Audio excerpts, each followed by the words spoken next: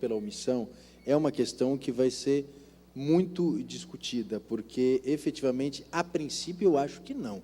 Eu acho que ele pode ser responsabilizado administrativamente, mas não criminalmente, porque não me parece que as obrigações destas pessoas o transformam num garante de impedir a lavagem de dinheiro.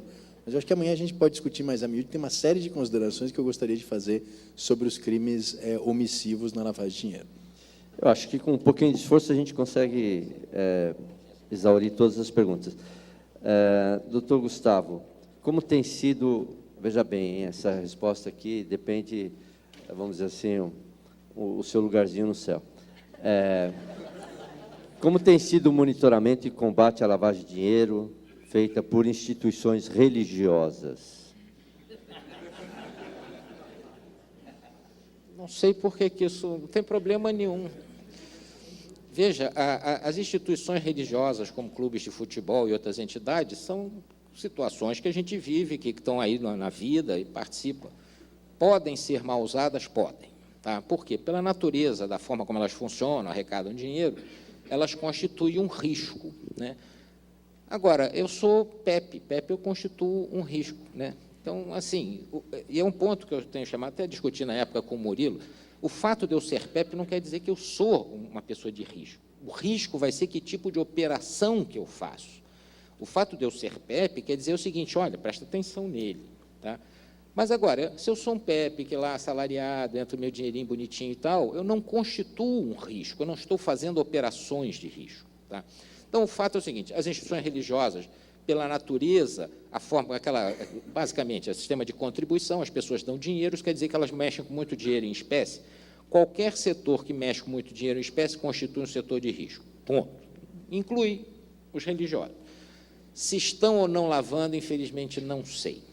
Que a suspeita há. A investigação da polícia, do Ministério Público, e não só no Brasil, África do Sul, Bélgica, vários países nos procuraram e fazem também por conta própria procedimentos. O fato é assim, existe o risco, existe suspeita e existem coisas estranhas. Até hoje, vocês lembram, tem um avião que foi pego no aeroporto de Brasília, que está até hoje apreendido, cheio do dinheiro. O que explica aquilo? Tá? Não tem mais CPMF. Mesmo que tivesse, o custo de transporte, segurança, etc., é muito mais alto. Então, o que explica isso? Tá? Pode não ter nada ilegal, pode ter. Nós tivemos um outro caso envolvendo religiosos lá entrando nos Estados Unidos que não declarou lá. Aliás, isso é até curioso. Vocês imaginam acontecer isso aqui no Brasil? Foi preso porque não declarou. Não, porque ele também não declarou aqui quando saiu, e nós temos regras exigindo que declare. Mas se imagina alguém no Brasil ser preso, foi mal, puxa, não preenchi o formulário aqui, eu me enganei, né? Então, as pessoas têm que levar a sério, porque são mecanismos de precaução, né? A questão de você declarar, tudo bem, declara, pode entrar, não tem problema nenhum você entrar com dinheiro nos Estados Unidos, mas diga que está levando. Na hora que você está escondendo, é porque começa a criar preocupação e você coloca o sistema em risco. Então, você vê que a coisa é sutil, não é o seu direito de ir, não, você tem o direito de levar, fazer o que quiser, mas eu, como Estado, também tenho o direito de me proteger e eu quero saber que você está levando, né, até para ver se é razoável que você esteja levando, que você não seja um bandido. Mas isso é outra história. Uma pergunta da Cláudia Cruz, do Compliance do Itaú Unibanco, o doutor Pier Paulo.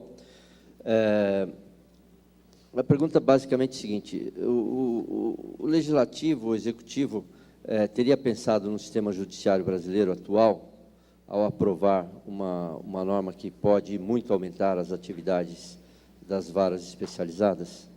O sistema está preparado nesse sentido?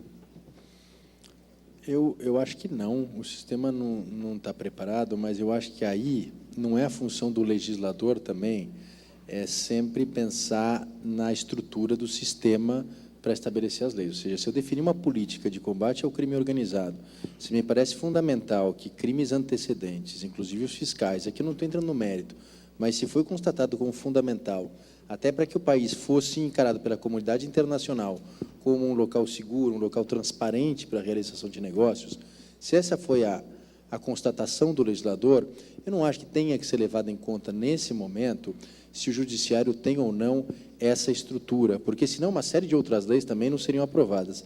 O que me parece é que o judiciário, diante dessa aprovação, ele vai precisar, de uma forma ou de outra, se preocupar. Agora, percebam, a situação o número de ações criminais não necessariamente vai aumentar.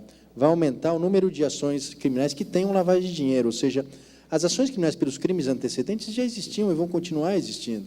O que vai acontecer é que vai ser acoplada a imputação por lavagem de dinheiro, o que, sim, pode levar a uma sobrecarga das varas especializadas, o que vai significar, no fundo, ou a criação de mais varas especializadas, ou a sua extinção e a distribuição desses processos pelas demais varas comuns, como, inclusive, foi ensaiado pelo Tribunal Regional Federal aqui de São Paulo, mas foi suspenso. Mas, de qualquer forma, eu acho que, sim, vai haver um impacto, e esse impacto vai ensejar uma reorganização do Poder Judiciário, sem dúvida alguma.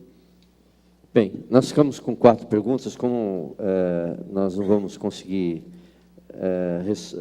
respondê-las, atendê-las nos próximos minutos, e o horário aqui já passou, e daqui a pouco eu vou funcionar como moderador de apetite e não como moderador dos debates. Eu queria agradecer, então, ao doutor Antônio Gustavo, queria agradecer ao Pier Paulo Bottini pela presença aqui, pelas lições que nos trouxeram, pelas reflexões. E esse debate, como coloquei no início, ele apenas está fazendo com que esse congresso seja aberto de uma maneira bastante vigorosa. Pelas perguntas aqui, pelo nível de dúvidas que o sistema todo tem, de certa forma, pela perplexidade que o tema ainda apresenta, porque agora nós que operamos nas instituições financeiras vamos ter que fazer um esforço bastante grande para que a intenção do legislador ele seja incorporado à sociedade, e as instituições financeiras, como intermediárias da riqueza, vão ter que ser também, de certa forma, e a norma de autorregulação já demonstra isso, funcionar como provedores dessa nova cultura para a sociedade brasileira. Essa é a nossa responsabilidade. Muito obrigado a todos.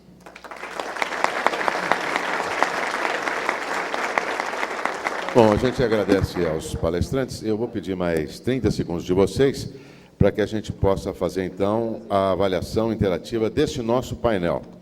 É super fácil, vai aparecer aqui no telão, né? Apenas apertar a tecla que corresponde à sua opção de avaliação. Esses keypads já estão ligados, por favor.